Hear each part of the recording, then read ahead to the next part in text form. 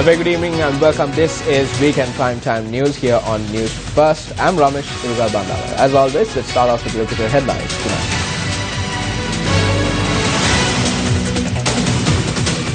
Five-year-old girl goes missing from Kotadeniyawa. UNHRC report on Sri Lanka handed over to the government. Minister S.P. Dissanayaka regrets decision to leave the party.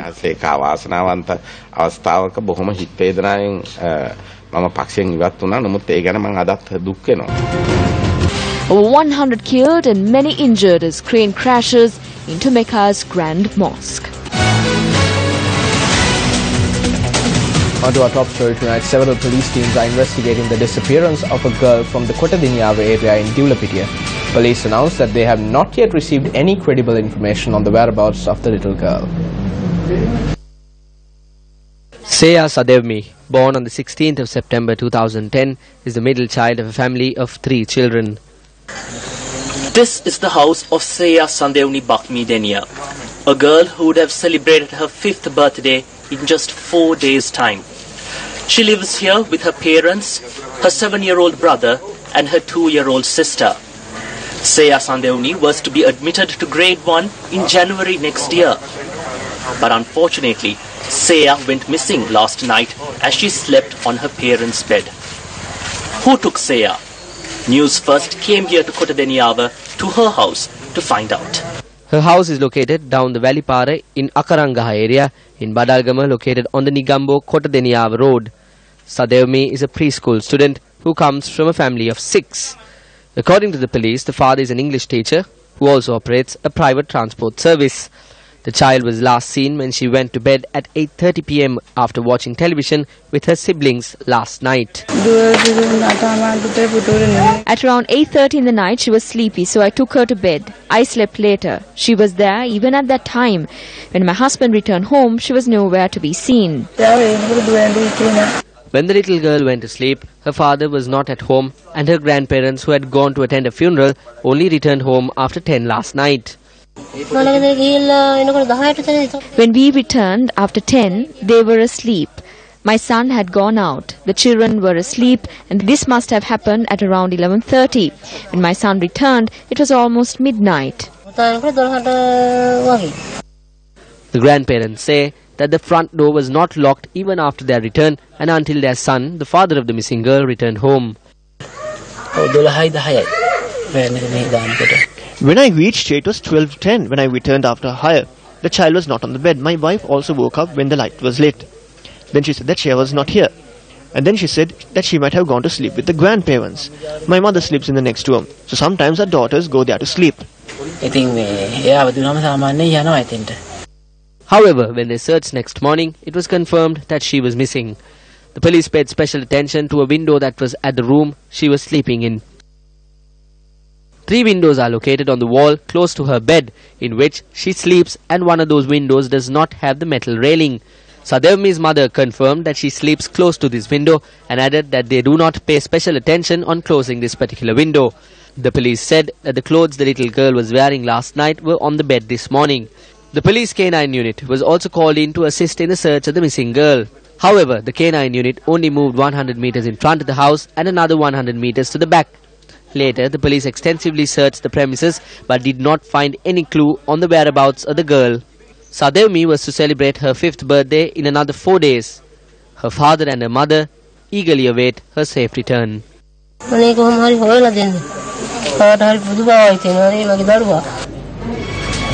Now the police has sought the assistance of the general public in order to locate the missing girl. Information can be provided to the Kotadeniyawa police on 033 22 400 50 or to ASP Jayanta Atuporala on 0718 591 632. The numbers once again are 033 22 400 50 and 0718 591 632.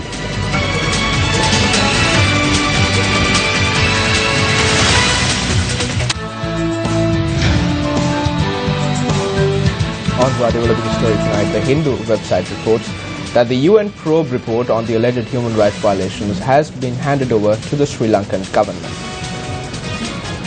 The Hindu notes that this report is scheduled to be released at the 30th session of the UN Human Rights Council, which will commence next Monday in Geneva.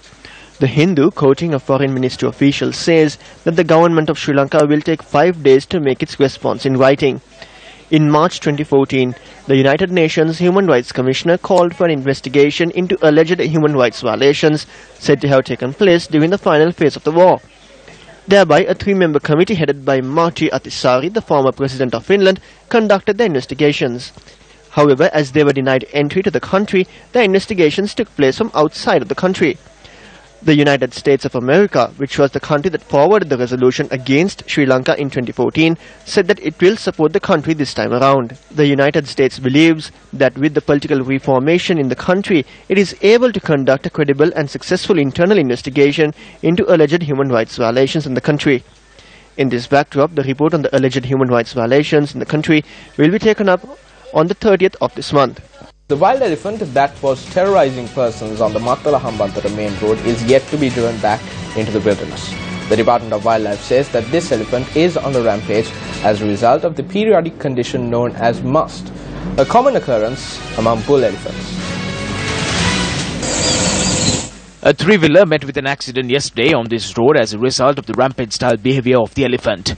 The persons travelling in the three-wheeler managed to save their lives from the elephant owing to the intervention of the drivers of the 2 tipper trucks that were travelling on the road at that time.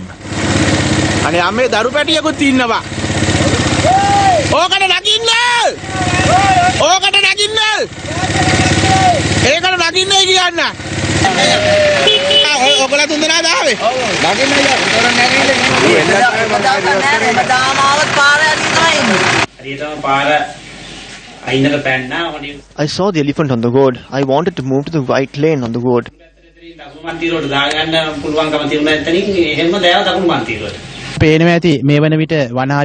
You can see behind me the manner in which the wild elephant is roaming on the Mattala main road. This bull elephant had been terrorizing the locals over the past few days.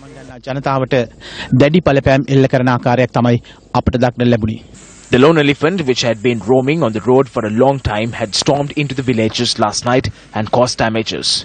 This elephant had been roaming along the Mattala-Hambantota main road for several days. Before the Mattala airport was constructed, the area was a thick forest where elephants used to roam free.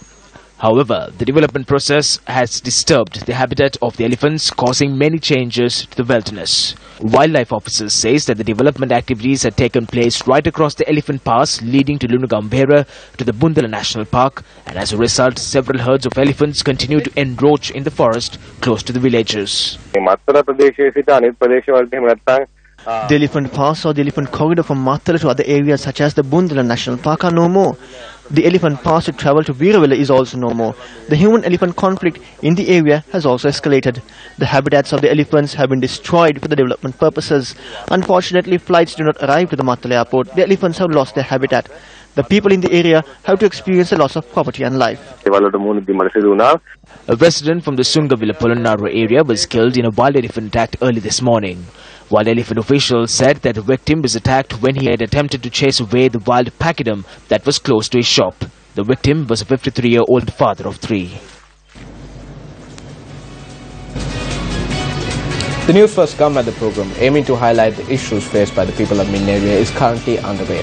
The live recording of Newsfirst Come at the, which will highlight the plight of the people of Min area, the victims of the human-elephant conflict, commenced this evening on the banks of the Min area tank. The Come at the program will bring the authorities and locals to one common platform where the issues can be directly addressed and solutions can be provided.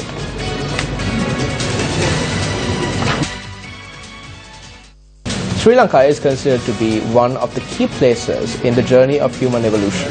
One of the key evidence on human evolution, a prehistoric era human skull, was found from the Batadumaleva caves in Ratnapura. Sri Lanka contributed to the study of human evolution of the world with the traces of the Balangoda man, and more information of our great ancestors' lifestyle has come to light through extensive research and excavation. The human skull that was unearthed during excavations in the Batadomalena caves in Ratnapura opened a new door in the study of human evolution. It has already been confirmed that our great ancestor, to whom the skull belonged to, who was also given the name as the Balangoda man, lived over 40,000 years ago. This was proven in the expeditions that were carried out in the caves of Bellanledi Palassa. Kuragala and Fahian Gala. It is in such a backdrop that archaeologists such as Professor Raj Somadeva commenced an expedition of a different kind to understand and learn more on the life of the past. An important fact that has come to light is that the Balangoda man who lived in the hills migrated to the plains below and shifted from the hunter to the farmer. This team of archaeologists who led expeditions and excavations in the Horton Plains, Kalutota and Kuragala made camp in Rasagala, Balangoda. With a few hours left for sunrise, the Newsfirst team decided to trek the Rasagala mountain under the blanket of darkness.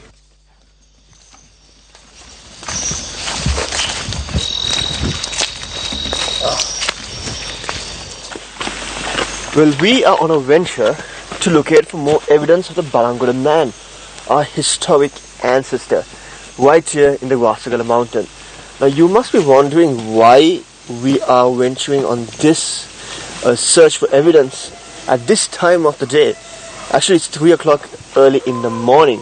The only reason is because the excavations are taking place at this time atop this mountain. So we are going in search of more evidence of the Balangoda man. Vandika, shall we? The Rasagala mountain is located 750 meters above sea level, and it was not only the blanket of darkness that made the trek impossible. Leeches that cling on to our bodies and the low temperatures made the trek even more difficult. Professor Raj Somadeva and his team were up and awake and were doing their excavation when we reached the site. විශේෂයෙන් ගොළු බෙලි කටු බහුලයි බොහෝගල් ගුහාවල. නමුත් එක්තරා මවිත වෙන කරුණක් තමයි කිසිදු සත්ව අවශේෂයක් අපිට මේ ගල්. Usually we find snail shells in the caves. What is astounding is that in this cave we did not come across any of that. Therefore we can believe that our ancestors shifted from hunting and consumed vegetation for survival. ශාක ආහාර මත පදනම් වෙන්න ඇති කියන කාරණේ. The Rasagala cave is 27 meters wide and 11 meters high. The team carried out its excavation at 2 locations of the cave. Professor Raj Somadeva pointed out that one site may provide the answers that he had been looking for on human evolution. මේ ගල් ගුහාවේ රාත්‍රී කාලයේ අත්දැකීම ගැන අපි We spent the night at this cave in order to understand and learn the life of the past. We studied how the heat of the fire is released to the cave and how the temperature was maintained. We also kept watch on what kind of animals come here at night. මොනාය සතුන්ද ගුහාවලට රැට එන්නේ. Newsfirst also spent the remaining hours of darkness with the team, learning more on this rare experience. You might have seen how an excavation is initiated. However, have you seen a site being closed? Details on Newsfirst tomorrow.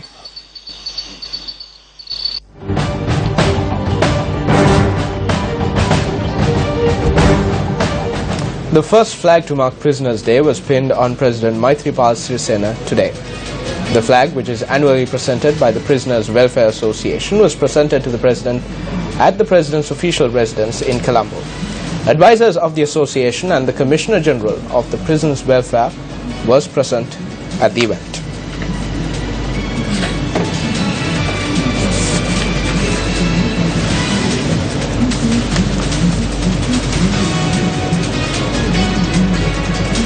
A number of new ministers called on the Mahanayaka Theros of the Malwatu and Askiri chapters.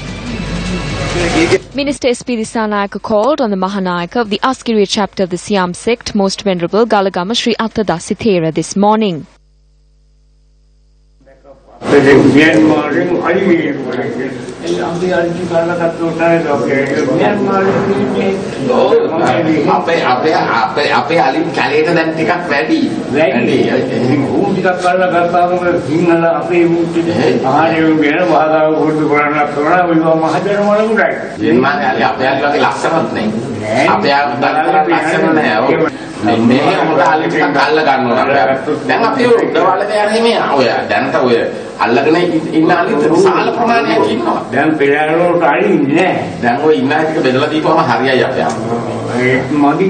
The minister later addressed the media. No one crossed over to the United National Party or any other party. Even today, I am the treasurer of the Sri Lanka Freedom Party. I will never leave the party. However, I was heartbroken and had to leave the party. I regret that. We did not seek ministerial portfolios. However, during the elections, some said that we would cross over and they were slinging mud at us. We should not think of what the MPs say under this preferential voting system. Minister Lakshman Kiriyalla paid homage to the temple of the sacred tooth relic in Kandy before calling on the Mahanayakas. Minister Duminda Disanayake also accompanied the minister. Later, Minister Lakshman Kiriyalla called on the Mahanayaka of the Malwatu chapter of the Siam sect, Most Venerable Tibbatuavi Sri Shumangala Thera.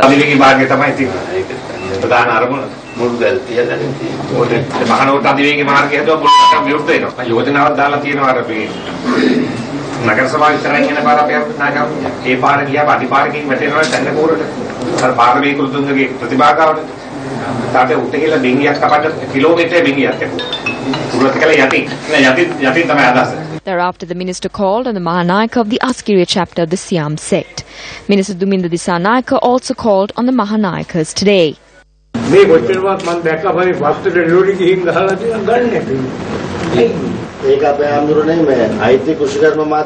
That task comes under the Ministry of Trade and not the Department of Agriculture. The harvest was excess this time because of the rain. The government purchases around 10% and had allocated 6 million rupees for that. The President had allocated another 3 million rupees for the purchasing of paddy.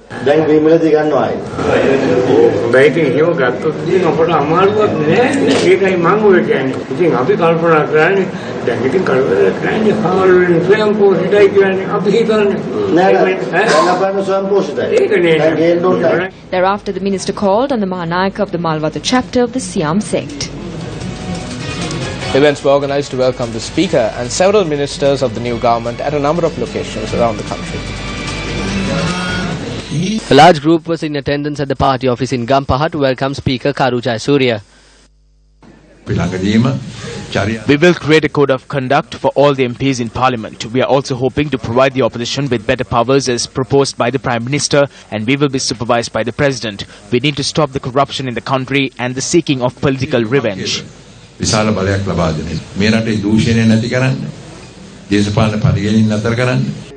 Deputy Minister of Finance Lakshman Abewardena met with the locals of Matra following religious observances. We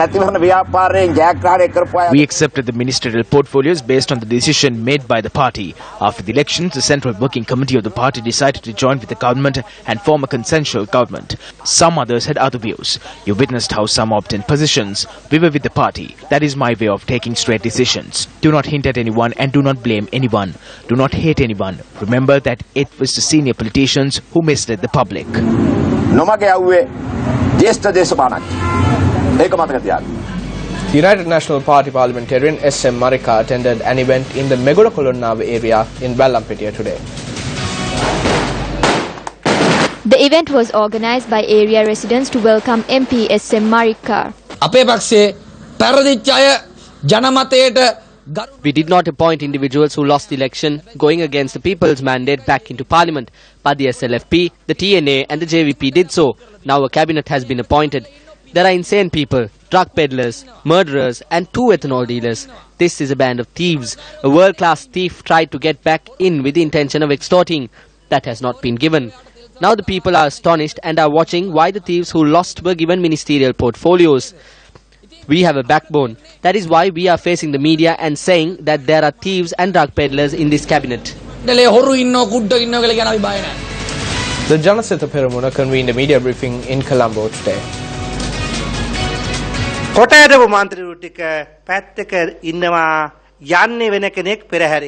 MPs who carried logs are on one side. The ones going on the parade are some others. The MPs who protected the UNP from the past and those who worked for the party tirelessly are kept aside. They don't even have a job. They should have at least been given a deputy ministerial portfolio. But what are they doing making a government with the UPFA? They are eating up the country's wealth.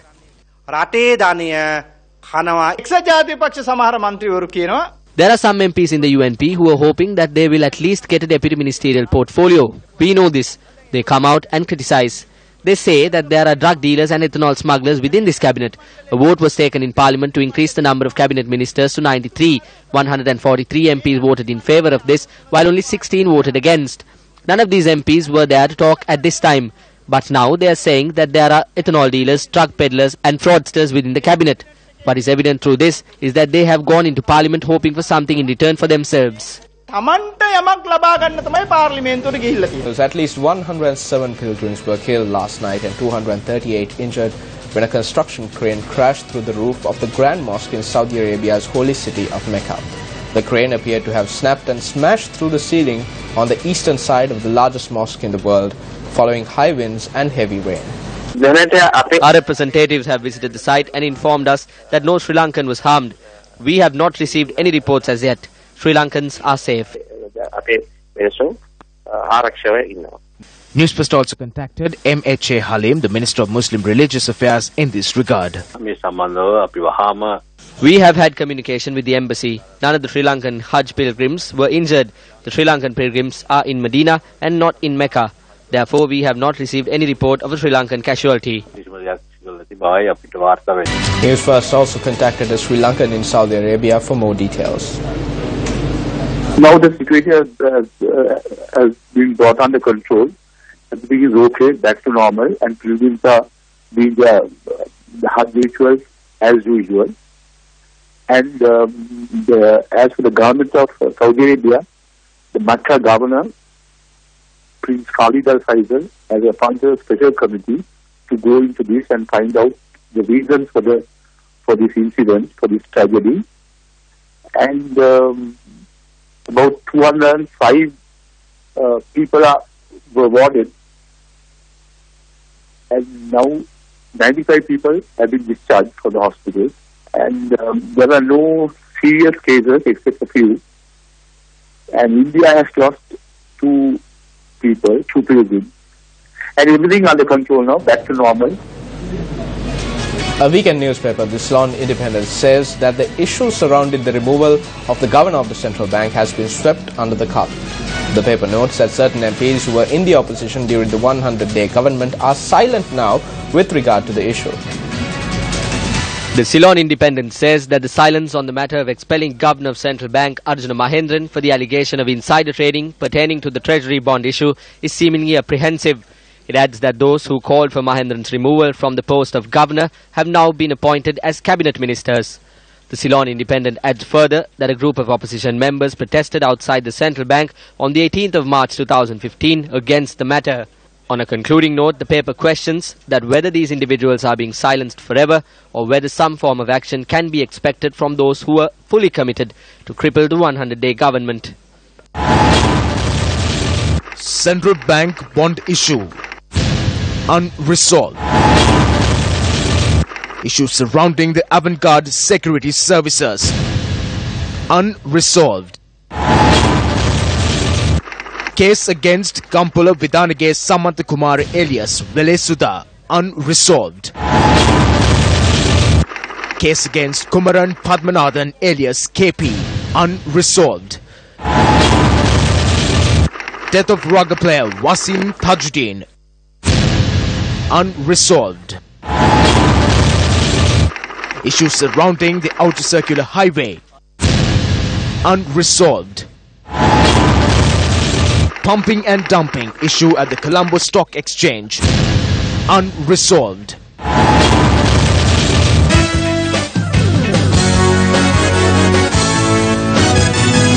In sports news, the 29th Mahavali Games commenced at the Mahavali grounds in Kalnava and saw 5 new games records being established. This year's Mahavali Games commenced from premises of the Aukana Buddha statue. The sportsmen and women carrying the game torch thereafter reached the Mahavali grounds, passing the Galnava town. The opening ceremony was presided over by the Minister of Sports, Da Sirija Sekra, and the Chief Minister of the North Central Province, Peshla Jayaratna. And that's a wrap of Weekend Primetime News for tonight. For the Newsfirst team, I'm Ramesh Rugabandare.